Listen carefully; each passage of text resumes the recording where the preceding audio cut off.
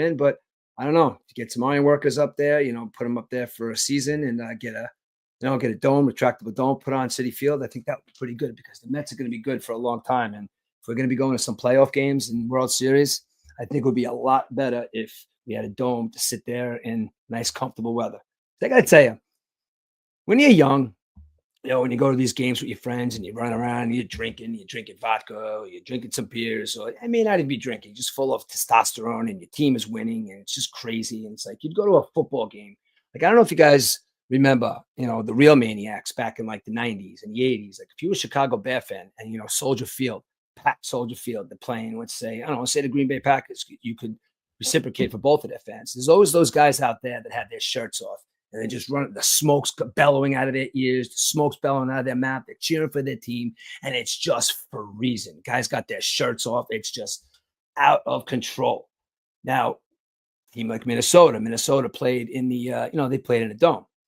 But the weather, for baseball is a lot different.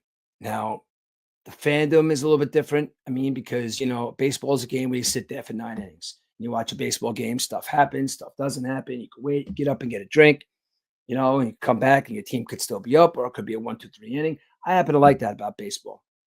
Baseball is a game where I think I've explained this in the past. When you think about football, it's like as soon as the ball is kicked in football, it's just one constant moment. It's just go, go, go, go, go. It's like, the quarterback gets the ball, throws the ball, touchdown, defense is on the field, kick a field goal. It's just go, go, go, go, go, go, go constantly. There's really no time to stop and think. Basketball, you're always passing the ball. Well, sometimes there's a stop and play because somebody wants to flop on the ground, or maybe there's a timeout, but for the most part, you go, go, go with basketball. I'll even bring soccer into the equation, hockey into the equation. Think of all these sports that are team sports that they just go, go, go, go constantly. And if you're not moving, if you're sitting, if you're not sitting, you're moving. And you shouldn't be sitting because there's always a chance that you're going to go back in. That's what these sports are all about. Then you get baseball.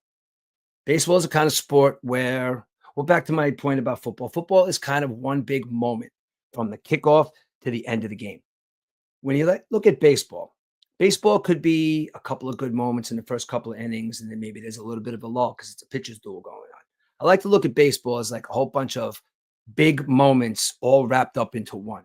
Now, obviously, the biggest moment is when the game is over and your team either walks off victorious or they walk off in failure.